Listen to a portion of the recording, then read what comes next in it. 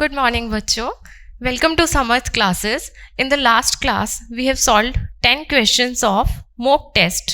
Now, we are going further to solve the same questions.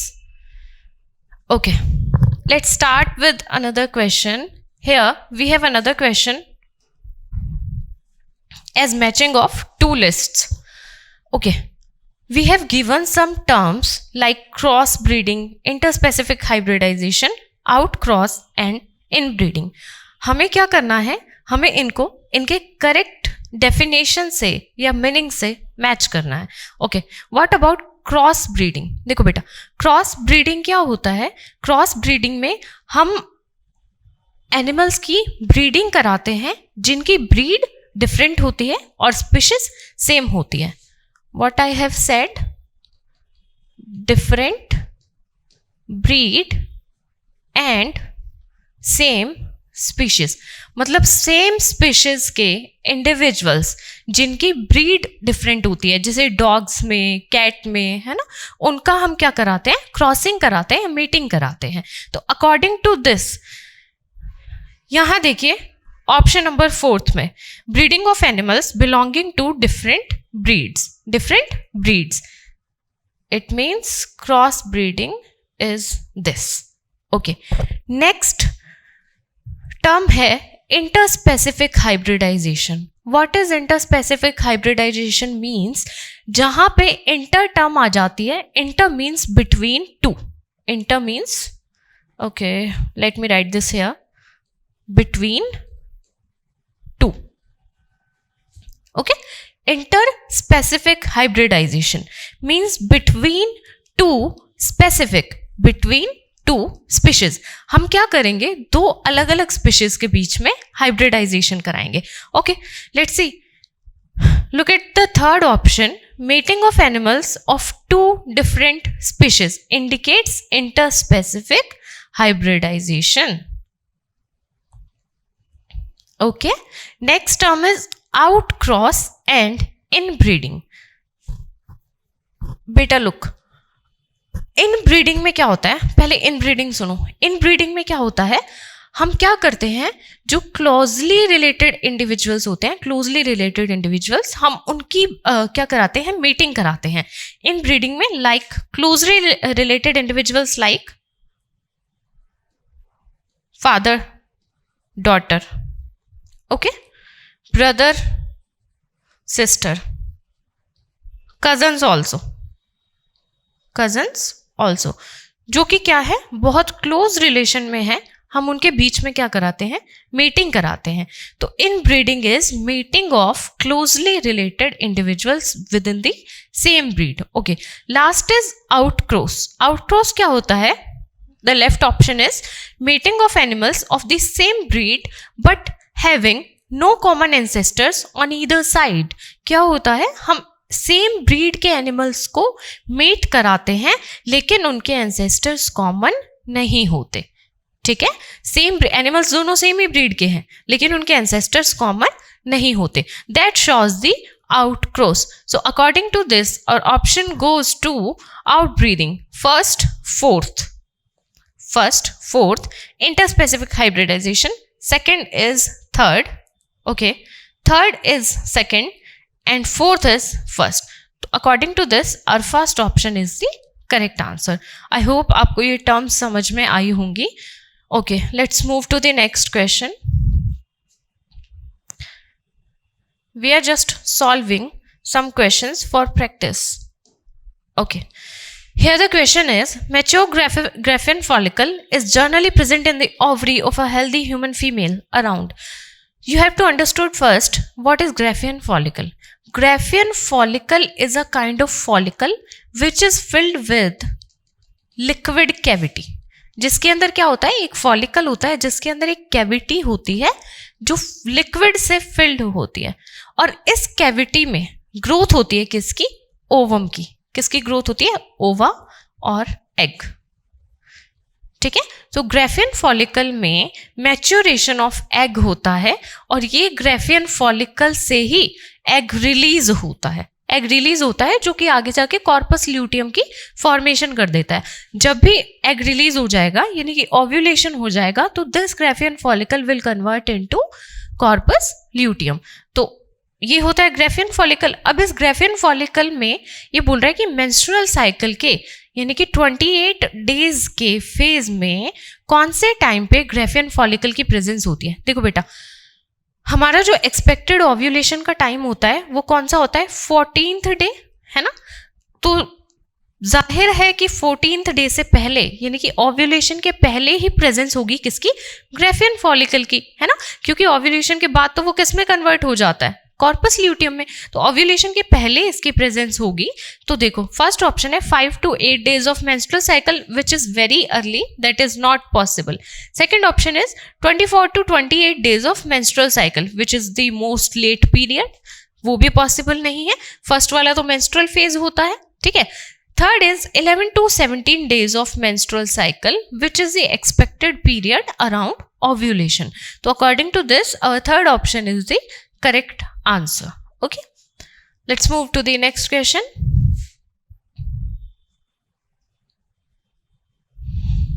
Again we got a column matching question. Okay, so there are 4 diseases: typhoid, pneumonia, filariasis, ringworm. We just have to match these disease with their common symptoms. Okay, तो first disease है typhoid. पहले हम पढ़ लेते हैं options क्या है. First में है appearance of dry scaly lesions on various parts of the body. कुछ सूखे सूखे स्किन पे कुछ बन जाता है, लेजन्स बन जाते हैं, ठीक है. सेकंड में है high fever, weakness, headache, stomach pain, constipation, ठीक है. थर्ड में nasal congestion, discharge, sore throat. मतलब इसमें जो प्रॉब्लम है that is related to nose and और throat area. And fourth is in the inflammation of lower limbs which is related to limbs. So first is typhoid. We all know that typhoid has a very common symptom of high fever. So first is going to get matched with second option. Second is pneumonia. Pneumonia में क्या होता है, pneumonia में हमें पता है we get problem with our nasal part and throat part. तो pneumonia is going to match with nasal congestion and discharge, sore throat, cough and headache, ठीक है. Third option is filariasis.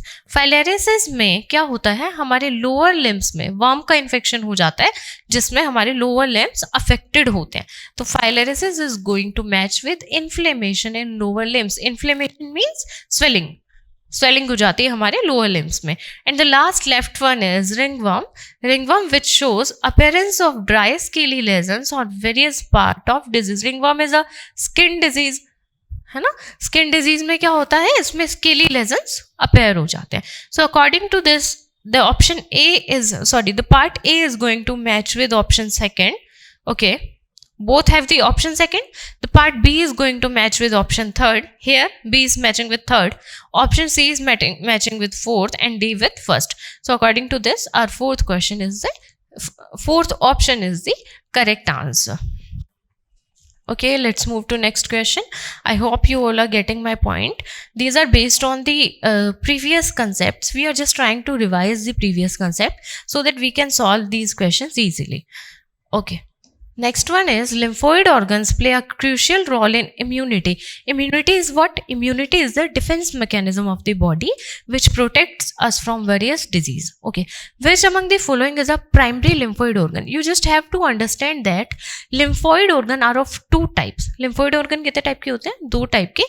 First is primary and another is secondary. What is the main and basic difference between the primary lymphoid organs and secondary lymphoid organs?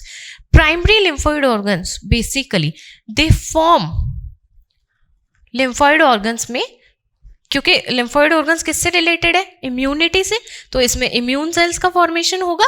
Immune cells basically मैं यहाँ पे लिख रही हूँ lymphocytes.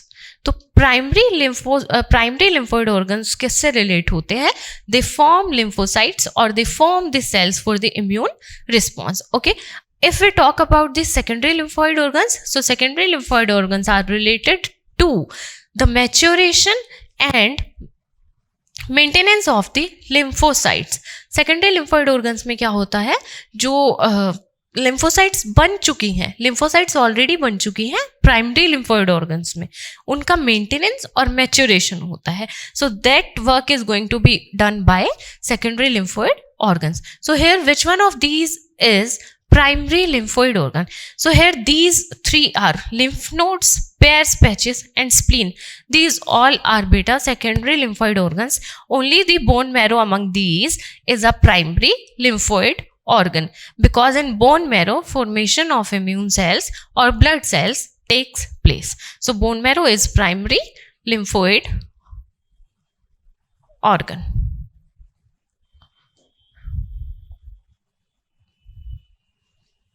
I'm trying to clear the concept beyond the question so that you can relate the or revise the previous concept you have learned below. So our next question is, okay, as we have done in the last class, our next question is also based on the assertion reason type or two statements.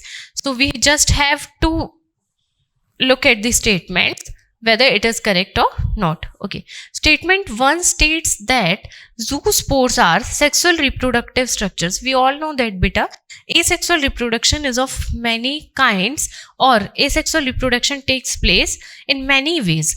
One of them asexual reproduction type is zoospores, है ना, formation of zoospores. zoospores की formation से क्या होता है, asexual reproduction complete होता है. So zoospore is asexual reproductive structure, not sexual, which indicates that this statement is wrong. Second statement is, in asexual reproduction, the offspring produced are morphologically and genetically identical to the parent. This statement is very very correct, because we all know that in asexual reproduction में जो भी individuals बनते हैं, like in amoeba, this is amoeba, this is going to be binary fission and produce two individuals which are morphologically and genetically similar to the parent. यानी कि बाहर से appearance में भी है ना, और अंदर से इनका जो जेनेटिक मेकअप होता है उसमें भी ये अपने पेरेंट से आइडेंटिकल होते हैं, मतलब सेम होते हैं, which is a very very common part of asexual reproduction. So statement 2 is correct. So according to this, our option is statement 1 is incorrect, but statement 2 is correct. So option D is the correct answer. Okay, let us move to the next question. Okay, this is a very interesting concept and deep too. Comparatively higher value of BOD indicates, but you have to understand first what is BOD. BOD is biochemical oxygen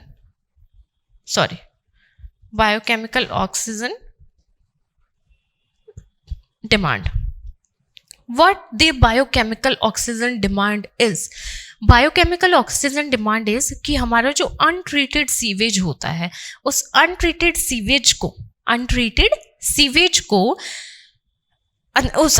sewage के अंदर जो organic matter present होता है, organic matter को decompose करने में bacteria या micro organisms जितना ऑक्सीजन यूज करते हैं, अनट्रीटेड सीवेज को डीकम्पोज करने में बैक्टीरिया या माइक्रो ऑर्गेनिजम्स जितना ऑक्सीजन यूज करते हैं, that shows the biochemical oxygen demand. If the BOD is higher, इसने क्या बोला है, BOD is higher. Higher BOD means ज्यादा बीओडी है, मतलब कि ज्यादा ऑक्सीजन यूज हो रही है, ज़्यादा ऑक्सीजन यूज होने वाली है, और ज़्यादा ऑक्सीजन यूज होगी मतलब जो सीवेज वाटर है उसमें ऑर्गेनिक मैटर की प्रेजेंस ज़्यादा है. तो इनमें से क्या इंडिकेट करता है बीओडी की value? Tap water obviously not, marine water और sea water no, fresh water no. The left one option is untreated sewage water. जैसा कि मैंने आपको बताया, सीवेज का जो ऑर्गेनिक मैटर का इंडिकेशन होता है वो बीओडी की हेल्प से होता है. ओके. और अगर ज़्यादा बीओडी होती है तो वाटर में ऑक्सीजन की अमाउंट कम हो जाती है, क्योंकि सारी ऑक्सीजन तो माइक्रो ऑर्गेनिजम्स यूज़ कर लेते हैं उस ऑर्गेनिक मैटर को डीकम्पोज करने में, है ना. So here is the another question. Choose the correct sequence of plants through geological periods. हमें देखना है what is geological period means. Geological period indicates that किस तरह से हमारे जो ancestors हैं plants में और animals में उनका evolution हुआ था.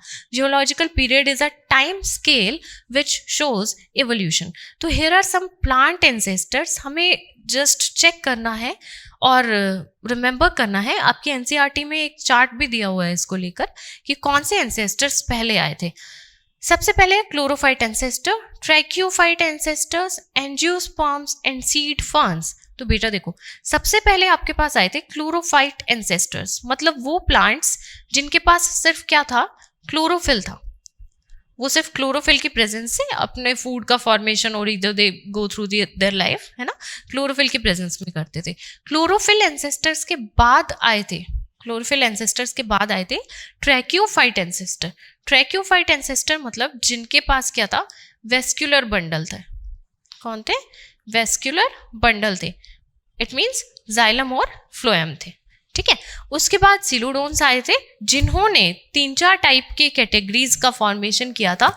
उनमें से एक था सीड फर्न्स. तो ट्रैक्योफाइट्स के बाद कौन आया था हमारा, seed ferns, which finally give rise to angiosperms और फ्लावरिंग प्लांट्स. एंजियोस्पर्म्स कौन होते हैं, मोस्ट एडवांस्ड फ्लावरिंग प्लांट्स. तो उन्होंने इसका फॉर्मेशन किया था. तो फर्स्ट कौन आया था, chlorophyte ancestors. Chlorophyte ancestors, A is the option A. Then B tracheophyte ancestors. ठीक है. ए के बाद कौन आया था, बी आया था, it shows here. Then seed ferns की फॉर्मेशन हुई थी. Seed ferns is D and then angiosperms is C. So according to this, option second is the correct answer. Okay, let's move to the next question.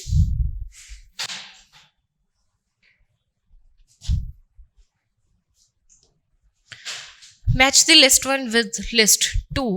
List 1 shows some plants name and these are the types so that they can arise the new plants of the same. First plant is water hyacinth, second is bryophyllum, third is agave and fourth is potato. Okay, let's start with potato. Potato, we shows that potato has the presence of eyes or buds, or sometimes we called it as tubers. तो potato में किसकी presence होती है, eyes की, buds की और tubers की. Second is bryophyllum. We know that bryophyllum plant give rise to new plant. Bryophyllum की जो लीफ होती है उस लीफ में बर्ड्स होते हैं, लीफ में बर्ड्स प्रेजेंट होते हैं जिससे वो न्यू प्लांट अराइज हो सकता है. So bryophyllum got matched with leaf buds. Third is agave and fourth is water hyacinth. Wait,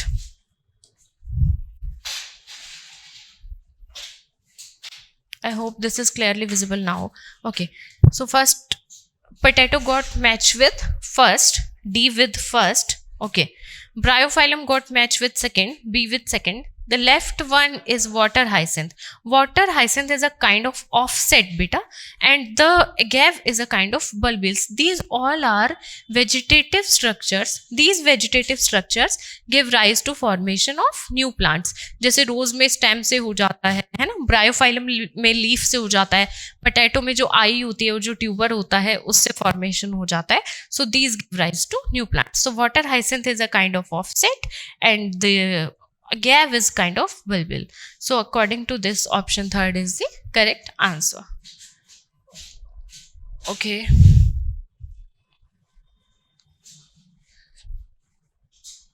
okay, moving to the second last question of today's class is plasmids and bacterial cells are. Plasmids क्या होते हैं, just हमें उसके definition को define करना है. Plasmids क्या होते हैं, देखो बेटा, बैक्टीरियल सेल में उनके सिंगल क्रोमोसोम के अलावा या उनके जीनोम के अलावा एक और एक्स्ट्रा क्रोमोसोमल डीएनए होता है. जैसे ये बैक्टीरिया, ये उनका नॉर्मल क्रोमोसोम और जीनोम, ठीक है.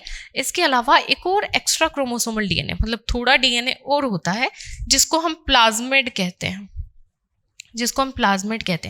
ये प्लाज्मिड अगर हम इसको बैक्टीरियल सेल से आइसोलेट कर लेते हैं, इस प्लाज्मिड को, सपोज हमारे पास प्लाज्मिड है, एक बैक्टीरियल सेल है, उसमें प्लाज्मिड है, और हम उस प्लाज्मिड को आइसोलेट कर लेते हैं, एक्सट्रैक्ट कर लेते हैं from the bacterial cell, that plasmid can replicate independently of that bacterial cell. मतलब उस बैक्टीरियल सेल के बिना भी वो प्लाज्मिड क्या कर सकता है, अपना रेप्लिकेशन कर सकता है, and that is very useful in giving antibiotic resistance to the bacteria, जो एंटीबायोटिक रेजिस्टेंस में हेल्प करता है बैक्टीरिया की। So according to this, is plasmid, first option is extra chromosomal DNA, yes it is the extra chromosomal DNA which cannot replicate, no, plasmid can replicate. Second option is extra chromosomal DNA which can self replicate or independently replicate is the same thing, that it can replicate without the bacterial cell, अपने आप इसका replication हो सकता है. So the second option is the correct answer. Okay, last two options दिए हैं, extra DNA associated with genome, DNA जो genome के साथ जुड़ा हुआ है, नहीं, extra DNA associated with genome but can not replicate, no. Okay, so this is the concept about plasmid, basic concept about plasmid. So this is the last question for today's class or this mock test paper, which is a choose a technique which is based on antigen antibody reaction. We all know that beta that our RBC or our body cells have some antigens, है ना, जैसे blood group में भी होता है. If the person is having blood group A तो उसके पास A antigen होगा, और इफ अगर ए एंटीबॉडी जो किसी और के ब्लड में प्रेजेंट है वो अगर इससे रिएक्ट हो जाती है तो एग्लूटिनेशन हो जाता है. मतलब एंटीजन स्पेसिफिक एंटीबॉडी के साथ रिएक्शन करते हैं. ये हमारी बॉडी का एक मैकेनिज्म है, ठीक है. तो हमें वो टेक्निक चेक करनी है, choose the technique which is based on antigen antibody reaction. नीचे दी हुई टेक्निक्स में से कौन सी टेक्निक है जो एंटीजन एंटीबॉडी रिएक्शन पे बेस्ड है. First is PCR which is polymerase chain reaction, जो रेप्लिकेशन में उसको डीएनए को इंक्रीज करने के काम आती है, सेगमेंट को इंक्रीज करने के काम आती है. No, this is not based on antigen antibody reaction. Second is electrophoresis, it is also not based on antigen antibody reaction. Third is ELISA. ELISA is, I am writing here the full form, enzyme linked immunosorbent assay. This is the full form of ELISA. This ELISA test is based on the antigen antibody reaction. ELISA जो test किया जाता है उसका जो basis होता है वो antigen antibody reaction ही होता है. So this one is the correct answer for the last question, or antigen antibody reaction technique, ELISA, or sometimes we called it as enzyme linked immunoassay. Just sometimes we skip this sorbent word, we call it as enzyme linked immunoassay, but the real full form is enzyme linked immunosorbent assay. So here we are done with the this mock test or these questions of mock test. I hope you all got my point. Okay, in the next class we will solve some another questions so that we can clear some more concepts about these topics. Okay, thank you.